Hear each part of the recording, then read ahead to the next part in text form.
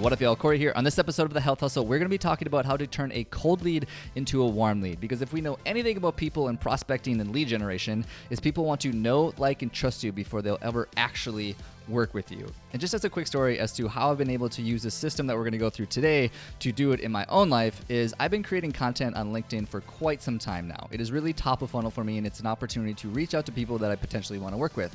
A while back, I had a client, an occupational therapist, specifically reach out to me asking me about help with her website. She was launching a new occupational therapy business, and she just wanted some idea on branding and design and website development. So we ultimately got on a phone call, not until after she actually checked out my website, but then we got onto a phone call, we started having a conversation, and I was purely on this phone call for one reason and one reason only. I just wanted to see how I could help her.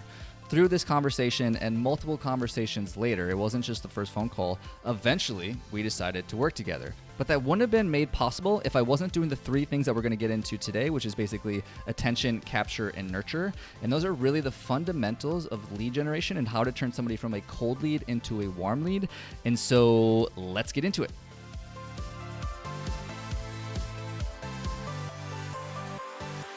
So step number one is to understand attention. As somebody who does marketing, I always think about things in funnels, and top of funnel for anybody is they need to know you even exist. There's a lot of ways you can do this. You can run advertisements, you can do flyers, you can talk to people, you can text message people, but my favorite one by far, love it or hate it, is social media. The reason is because it's relatively simple for the most part to create content and to post things out there. Making valuable and quality content is a different conversation for another podcast episode, but generally speaking, creating content is relatively simple. And it gets people aware of who you are and what you do and what you're about. And so honestly, it has incredible reach. Most people hate it. I know that I struggle with it as well, but it has incredible reach, it has credible opportunity, and has incredible ability to get you in front of people. I think where most people get tripped up is that they try to do all the platforms all the time, tons of pieces of content, and most of it turns out being really low quality, and it never really gets them the attention that they want. But that's not to say that it doesn't work, because it definitely works, and there's a lot of people who have done it. And one of my favorite examples of this is a friend of mine, April Whitney, who I had on the podcast show. If you want to check out that interview, it was actually amazing. It was episode 139. It's called Building a Niche Health and Fitness Business with April Victoria Whitney of Petite Power. Amazing conversation. But there was a quote from this conversation that I wanted to read to you, and I was asking her in that episode basically how she's been able to grow her social media following, because she has a pretty healthy social media following. So she's obviously pretty good at this first step of gathering attention. And she said, "This is not my art. I have writing for that. This is not self-expression. I have a mission, and it's monetized. If you're going to build anything, you need money for that."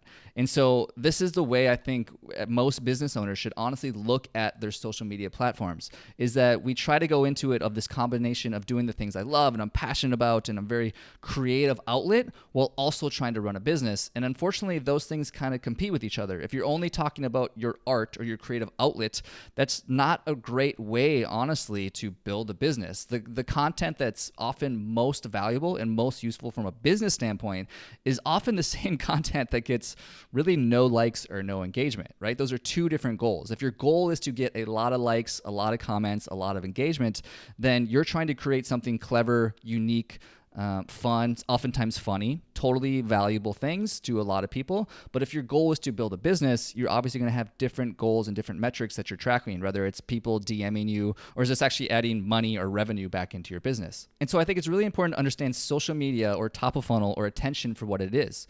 It's a tool, and I think it's a great tool for a lot of people to use no matter where you're at in your business, of just like getting eyeballs on the things that you're doing to start getting people down that funnel, which we're going to get into in the next couple steps here. But that's the very first step of how do you turn somebody from cold to warm, is you need their attention. You need them to know you even exist, and I think honestly social media is the best place to start for that for a lot of people.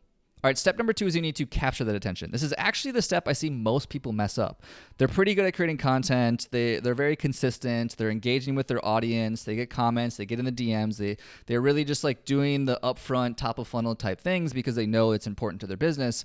But then they never really have a way to capture that attention. There's a couple ways you can go about it, right? It's like you can literally just ask them for their phone number or their email address, which is one way to capture it, which is very helpful. Not super scalable, but it is very personal, and it can be really really great, especially early on in the business, is just like capturing it by talking to them and saying like, hey, would you like to talk more about this thing that I might be able to help you with? But my favorite one by far is to have some sort of landing page or some sort of easy entry into what it is or what you're doing or what your world is. And that often comes in the form of a landing page. And the reason that I love doing a landing page is because it's literally a 24/7 sales machine for you. It just sits there on the internet. If somebody sees one of your social media posts, they can very easily click the link on your page or your bio, jump over to your page and immediately see like, okay, this is what Susie does. This is what they're into. This is who they help. And if they're interested in taking just one tiny step closer to you, they can give their name, their email, their phone number. They'll often provide that information via if you give them a lead magnet or a compelling reason to sign up or to put their name down. That is a conversation for another day. But if I wanted to wrap that lead magnet thing into a bow, it's essentially how can you provide a really small solution to a problem so that you position yourself as the bigger solution to the problem. That's the short 101 version of understanding lead magnets. I'll do a podcast episode specifically on lead magnets on another day, especially if people reach out to me and they want that. Let me know. Shoot me a message on whatever social media platform you use, and I'll definitely do that episode. But really my point is that a landing page is the bridge between attention and connection. And a landing page, if done correctly and designed correctly, should answer three things. What do you do? What problem do you solve? And what action do you want them to take next? For example, if you were a physical therapist in Austin, you could be like, hey, I do physical therapy, or I do mobile physical therapy in Austin, Texas. I help runners get back to running full marathons without knee pain. Click this button if you want my free guide on the exercises that I would recommend you do if you want to get out of knee pain. I just made that up on the spot. But my point is the second step to getting somebody from a cold lead to a warm lead is you have to talk to them. You have to capture them in some way, shape, or form. And you can do that through a landing page or a conversation. But that's really, really important that you understand is like once you have their attention, capture that attention in some way, shape, or form, which gets us now to our third step.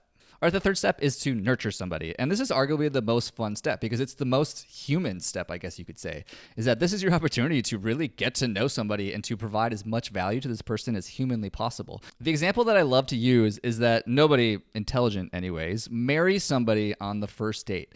Yet that's exactly how we treat our leads or our cold leads, is that somebody maybe reaches out to us out of luck and we immediately start telling them, this is what I do, this is the offer I have, would you like to buy it today, marry me right now? And people are like, no, of course I don't want to freaking marry you right now. I just freaking met you, right? But that's exactly how we treat our business. I'm not saying that there aren't people out there that are ready to buy now and they are in enough pain that your solution can get them out quickly and they want what you have to offer. That's always an amazing place to be. But that's the small percentage. That's maybe at most 10% of the people that you're going to be connecting with. The other 90% of the people that maybe reached out to you or follows your content is they need time, or maybe they're just not ready. Timing is super important. And so like, how do you give them time? Well, you just treat them like you would any other human as you nurture them. You talk to them. You check in with them. You have a regular conversation. And my favorite way to do this by far is something that I do. And if you follow some of me a little bit more personally, is emails or email campaign. You can actually set it up, which is what I do with a lot of my clients, so that there is actually 5 to maybe even 10 emails that goes out to somebody initially before you ever even get on a call with them. And they're purely just value adds. You can write them once. You can set it up in an automation system so that when they do download your guy or you capture them or they give you their name or phone number or email in some way, shape, or form, that you can just set it up so that it just regularly, maybe every day or every other day, sends them an email of some sort of value for an extended period of time, just basically talking about how you understand their pains, their problems, here are some solutions, here are some things to be thinking about, and just having that automated email. If you want to take it one step further, you can actually literally write a regular newsletter, or there's other options as well, like YouTube or podcast shows like this one. Is there just further opportunities to show that you know what you're talking about and that you can provide value to them again and again and again? There's what's called a rule of 7 in marketing, where on average it takes about 7 touches with a person before they'll ever even decide to maybe even reach out or have a conversation with you. And so if you're trying to fast track that relationship way too quickly than somebody's ready for, you're probably doing more damage than good. So it's worth considering is like, how can I find ways that once I capture them, whether it's through a conversation or a landing page, how can I nurture this relationship? And again, the examples that I used is newsletters, YouTube channels, podcast shows, or it could even just be multiple conversations like I did with the client that I talked about earlier in this podcast episode, is that I just had multiple conversations with her. That was, again, earlier in my business. business, so I had a little bit more time to just freely get on a call with this client. That's a little bit more challenging for me, which is why some of these other options are so great. But that's really the third step from turning somebody from cold to warm, is just being human and nurturing that relationship. All right, so just as a final recap of those 3 steps, step 1 is to use content to get somebody's attention. Step 2 is to have a landing page to capture that attention. And step 3 is to have some sort of organic way to nurture that relationship. Again, it could be conversations, podcast, YouTube, newsletter. The choice is totally yours. I hope this is helpful. I think turning somebody from cold to warm is an often overlooked step in most marketing strategies. I can help with a lot of this. Honestly, I have calls about this stuff all the time, regularly. I'm open to do free calls as well if you want to talk about how that strategy might work in your own business. It is one of my favorite things, is helping people get leads and to help lead generation. And I help people from very front of how they even find out to you to the very end of how they get on a call with you. If you want to talk more about it, shoot me a message. I'm most active on LinkedIn, as I talked about earlier in this episode. But again, I hope this was helpful. Peace.